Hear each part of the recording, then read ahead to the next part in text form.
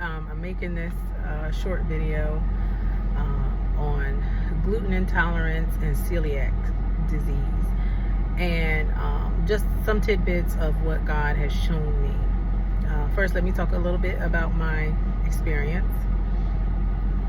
So I was going through my life, and I haven't had any issue. I guess for the 30 years of my life, I really had no allergies or anything like that. Then I noticed that I had a strong issue with milk around the age 29, 30. Like, milk would just have me doubled over in pain, where it used to be I would, have milk and maybe be a little gassy. Sorry for the TMI. I would have milk and just be a little gassy. I'm like, oh well, I could deal with that. I loved ice cream and all those different milk products, so I couldn't see ever giving them up. Also loved, and still love cheese. And so as time went on, cheese and milk and all these different products would just bother me. And I wouldn't be able to tolerate it anymore, because it would be to the point where I would have abdominal pain. So I said, okay, well, what I'll do is, I'll get some lactose pills to help me digest. That has a digestive enzyme in it, and that helped. Then it got to a point where it was like, oh well, if you're going to have cheese, and I'm talking about real cheese, like I could eat a block of cheddar and not have any problem, but I'm talking about real cheese, like the real thing, like feta, those type of cheese, mozzarella. I would have a severe problem with that. I would start taking 2 pills in order to not have to deal with the abdominal pain. But then it got to a point where I was like, okay, I was taking the lactose pills, but then still having horrible stomach cramps. And then it got to the point where I was throwing up. And I said, and then there was a day where I didn't have any cheese. And I'm like, what is going on? And I could not put it together. Then finally one day, God was speaking to me in my dream, and he said, you have a little bit of celiacs. And if you talk to most celiacs, they will say that there's no such thing as a little bit of celiac. But I'm just telling you what God told me. He said, you have a touch of celiac disease.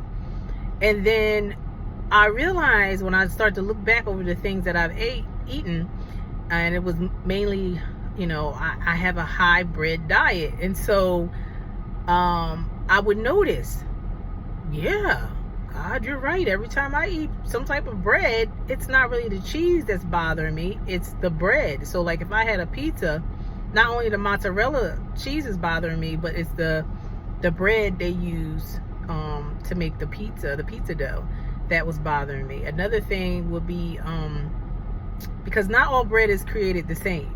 So pretzels, those heavy types of bread, I would eat those breads and I would be either on the toilet, sorry for the TMI, or doubled over in pain, or both. One year it was so bad, and this is before God had told me it was a celiacs. One year it was so bad, I was out for like a week with abdominal pain, diarrhea. I thought I had a stomach bug, but I was having a severe reaction to bread. I had went to, looking back on it, I had went to the movie theater and I was eating pretzel bites with cheese.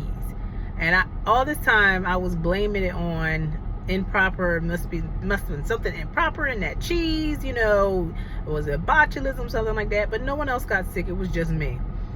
So it's the bread, the gluten in the bread, that's giving me a problem. And so I was like, God, you're right. Of course, how could you be wrong? You know me, you know everything. So but I just like, okay, God, what can I do? What can I do about that? Everything is bread. Everything has gluten in it. What am I supposed to do? Just take gluten out totally? Like, that's almost a fate worse than death, to be without gluten. So to be without bread. And I don't know if you guys ever tasted gluten-free bread. It's like, ew. You know what I mean? So I got to the point where I was just suffering. I was like, oh well, I'd have to take one for the team, and I would eat the bread and then have all the horrible symptoms, or I would, eat the bread and have the lactose pills, and it will help a little bit, take the edge off, but I was still like having a problem.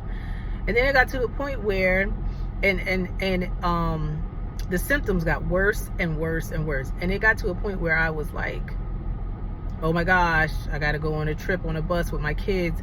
Am I going to be able to like hold this stuff, not to be gross, but to be able to hold this stuff in, because I don't know what, you know what I mean? I don't know if it's going to be, because let me tell you, when you have some type of irritable bowel, celiac, some type of intestinal issue, that thing come on you so hard, you like, I don't know, I'm gonna get to a point where I'm need a diaper. Like it's that bad. And if you don't let it out, it's hurting you so bad. So it got to the point where I was dreading, like, okay, my kids' school trip, am I going to be able to maintain? This is going to hurt. Like, I don't know I don't want to embarrass my kids. I need to be around a bathroom. So even with the knowledge that the Lord told me that you got a little bit of celiac disease, I'm still eating bread. I'm still doing whatever, like whatever. And let me explain that the cheese, the bread, the gluten, and cheese, lactose, milk run hand in hand. If you have a problem, most times, not 100%, but most times, if you have a problem with gluten, you have a problem with cheese. And a lot of people think that they have a milk allergy or they're lactose intolerant, but a lot of time it's the bread that has basically beaten down your intestines so bad that you no longer can digest the lactose in milk. So once you start to heal your intestines, then you may be able to reintroduce cheese. But let's talk about the healing part, okay? Because like I said, I was just like, whatever, I don't know what you want me to do, God. Like, how am I supposed to, you know what I mean? How am I supposed to cut out these things? So one day it got so bad. Like, I don't know if y'all ever had God holler at you, but not that he was hollering. Yeah, he kind of was, but okay. All right, let's just tell the truth. All right, he was kind of hollering. So I am a dreamer. So a lot of the times God will speak to me in my dream. So I'm sleeping, and this wasn't even a dream that I needed to interpret. He was just like, point blank, you need to stop with the gluten. You need to stop. Like, literally. Like, it was that serious. And God is not like saying it to be mean.